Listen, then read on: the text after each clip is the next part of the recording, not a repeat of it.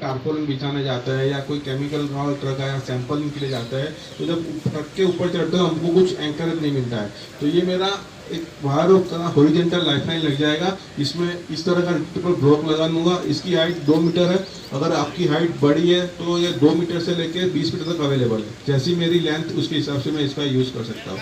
और ये सीधा मेरे हार्नेस में लग जाएगा पीछे की तरफ, आराम से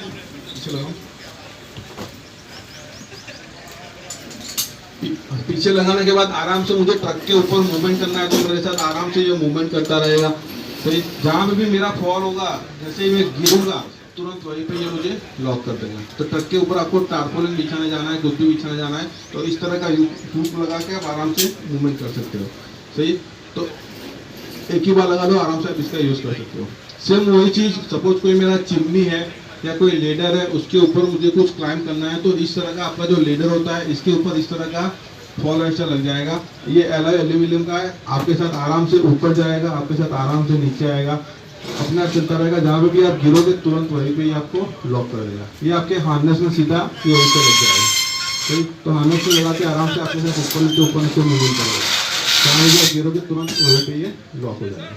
सही, तो ये डिपेंड हो रहा है, सारे फॉल अरेस्टर है। सेम उसी तरह डिफरेंट टाइप के ब्लॉक्स जो है, ये आपको देखा 2 मीटर का था, सेम उसी तरह ये अलग अलग टाइप के 10 मीटर से लेके 20 मीटर तक अवेलेबल है। तो वो भी आपको देखने को मिल जाएगा। हुक जो आप बोलते हैं नॉर्मली इस तरह का हुक आता है, तो ये, लेकिन कभी कभी क्या होता है कि ये हुक पाइप जो बना होता है इसके अंदर जाता नहीं है, तो उसकी जगह पे मैं इस तरह का बड़ा हुक भी यूज कर सकता हूँ। आराम से आपका जो भी स्ट्रक्चर है उसके अंदर आराम से घुस जाएगा।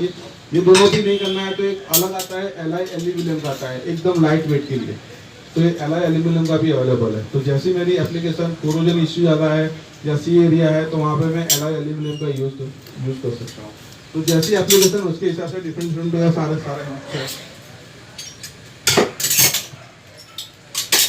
फिर ये एंकरेज है। तो जैसी मेरी एप्लीकेशन, सपोज ये तो मैंने परमानेंट लगा दिया, लेकिन मुझे ये लगाना नहीं है। मेरे स्ट्रक्चर में, मेरे प्लांट में इस तरह का चैनल अवेलेबल है, तो उसके साथ में इस तरह का एंकरेज लगा दो, इसमें आप आराम से ब्लॉक लगा के मूवमेंट कर सकते हो। सही है, कभी क्या होता है, होल है मेरे पास, चैनल जा रहा है, इस तरह का होल लो, आपका कोई भी स्ट्रक्चर है उसमें होल कर दो 16 mm का, इसको ओपन करो, अंदर डाल दो और लॉक छोड़ दो, तो ये भी आपका एक एंकरेज हो जाएगा। कोई भी स्ट्रक्चर के अंदर आपको करना है, सपोज मुझे यहाँ पे करना है, यहाँ पे होल कर दूँ, अंदर डाल के छोड़ दूंगा तो तुरंत लॉक हो जाएगा, आप आराम से इसके अंदर हुक कर सकते हो। तो ये भी एक टेम्पररी एंकरेज है, काम खत्म हो गया, निकाल के आप कहीं और भी इसका यूज कर सकते हो। फिर ये डिफरेंट टाइप के सेफ्टी हार्नेसेस है। तो जैसे मेरी एप्लीकेशन, ये जो सेफ्टी हार्नेस है ये ऑयल और पेंट के लिए बनाया हुआ है। नॉर्मली क्या होता है, हम पेंट करते हैं या कोई ऑयल पेट्रोकेमिकल में काम करते हैं, तो हार्नेस के ऊपर ऑयल गिरता है, पेंट गिरता है, तो उसकी जो लाइफ है वो खराब होती है, क्योंकि वो सारी चीजें एग्जॉस्ट करता है। तो ये ऐसा है कि इसके ऊपर कोई भी चीज एग्जॉस्ट नहीं करेगी, जो भी आप डालोगे सीधा वो बाहर ही फैलेगा। दूसरा एक वेल्डिंग के लिए बना हुआ है। नॉर्मली जब वेल्डिंग का काम करते हैं तो ये पॉलिएस्टर मटेरियल होता है, अगर वेल्डिंग का स्पार्क इसके ऊपर गिरेगा तो वो जल जाएगा, तो ये 370 मीटर सक्शन करेगा, चलेगा नहीं। दूसरा एक ये इस तरह का हार्नेस है, तो ये स्पेशल हमने इलेक्ट्रिक के लिए बनाया हुआ है। जो भी आपको मेटल पार्ट दिख रहा है, इसमें एक भी पार्ट मेटल नहीं है, वो आप छोड़ो, यहाँ से पकड़ो। जो भी आप इसमें आप देख रहे हो, एक भी पार्ट मेटल नहीं है, मेटल है लेकिन उसके ऊपर हमने इंसुलेशन किया हुआ है, तो जो इलेक्ट्रिक हैजार्ड है वहाँ पे आप इस तरह का यूज कर सकते हो। ये तो ये भी हार्नेसेस है। फिर कवर ऑल 100% कॉटन में आता है।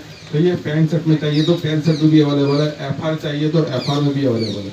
तो जैसी मेरी एप्लीकेशन उसके हिसाब से मैं उसका यूज कर सकता हूँ। फिर ये डिफरेंट टाइप के सारे शूज है।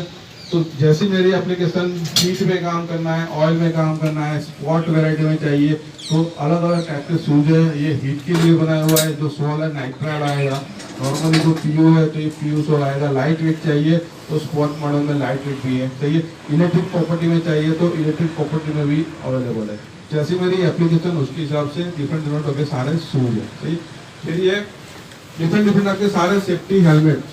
तो ये एक फ्लोरोसेंट कलर, जहाँ पे मुझे कन्फाइंड स्पेस में कुछ काम करना है तो इस तरह का आप यूज़ कर सकते हो। ये इलेक्ट्रिक के लिए बनाया हुआ है, इलेक्ट्रिक में जो आदमी काम करता है उसके लिए है। ये नॉर्मली एक एसी टाइप का बनाया हुआ है, जहाँ पे हीट एरिया होता है, तो वहाँ पे आप धूप में काम करना है तो आप इस तरह का काम कर सकते हो। नीचे लास्ट में जो नॉर्मल हम सेफ्टी हेलमेट पहनते हैं वही है। ये केमिकल के लिए स्पेक्टिकल है, ऊपर वाले दोनों केमिकल के लिए है, बाकी सारे डस्ट पार्टिकल जैसी मेरी एप्लीकेशन उसके हिसाब से मैं अलग अलग टाइप के सारे गूगल से वो आप उसका यूज कर सकते हो।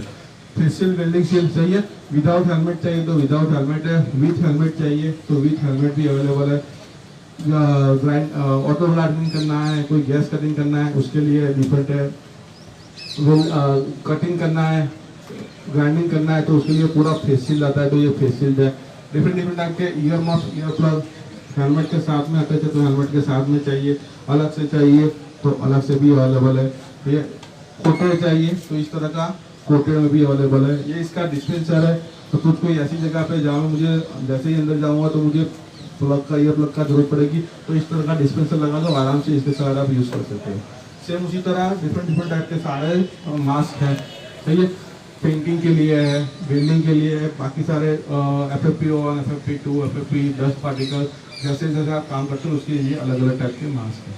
सर ये जो डिवाइस है hand glove, different different type के, ये वाइब्रेटर मशीन जो हम यूज़ करते हैं ब्रेकर मशीन उसके लिए है, ये इम्पैक्ट के लिए है, बाकी सारे 10 कट लेवल 1 से लेकर कट लेवल 5 तक के हैं। तो जैसी मेरी एप्लीकेशन उसके हिसाब से अलग अलग टाइप के ये हैंड ग्लोव है, सही है। ये डिवाइस तो आपने सबने देख ही लिया, कंफाइन स्पेस में एंट्री और एग्जिट करने के लिए हम इसका यूज़ कर सकते हैं, आराम से मेरे साथ ऊपर नीचे होता रहेगा। मेन जो बाकी था ये एक ही डिवाइस था जो हम हाइट के ऊपर जो काम करते हैं, तो सपोज कोई मुझे पेंटिंग का काम करना है, मेंटेनेंस का काम करना है तो इस तरह का डिवाइस यूज कर सकते हैं।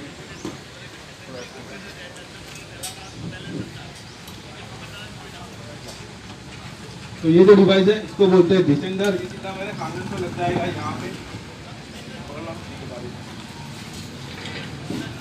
हाइट, कहीं हाइट के लिए हम काम कर रहे हैं तो हमें ये डिवाइस यूज कर सकते हैं, रेस्क्यू के लिए हम ये डिवाइस यूज कर सकते हैं।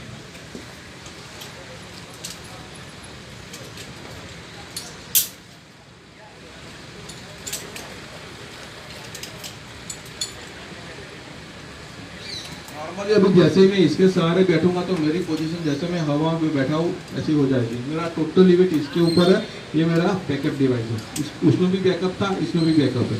तो अगर सामने की तरफ कोई भी मुझे मेंटेनेंस का काम करना है, पेंटिंग का काम करना है तो आराम से इसकी मदद से कर सकता हूँ, क्योंकि मेरा स्ट्रक्चर रहेगा सामने की तरफ, इस तरफ एक तरफ इस तरफ आराम से काम कर सकता हूँ। सही, कभी भी मुझे हल्का सा नीचे आना है,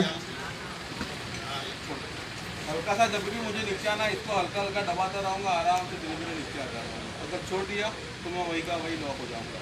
अगर गलती से मैंने उसको पूरा दबा दिया फिर भी मैं लॉक हो जाऊँगा, छोड़ूंगा कभी भी लॉक हो जाऊँगा। सही, सारा लोड इसके ऊपर है। अगर ये डिवाइस फेल हुआ तो ये तुरंत एक्टिव हो जाएगा, इसको बोलते हैं फॉलर है। इसके ऊपर लोड नहीं आएगा, आपके साथ फ्रीली काम करेगा, लोड इसके ऊपर ही आएगा। जब भी मुझे नीचे आना है हल्का हल्का दबाता रहूँगा, आराम से नीचे आता है। सामने की तरफ रुक के फिर भी मेंटेनेंस, पेंटिंग करना है, कुछ भी काम करना है, वेल्डिंग का काम करना है, आराम से हवा में लटक के काम करना है।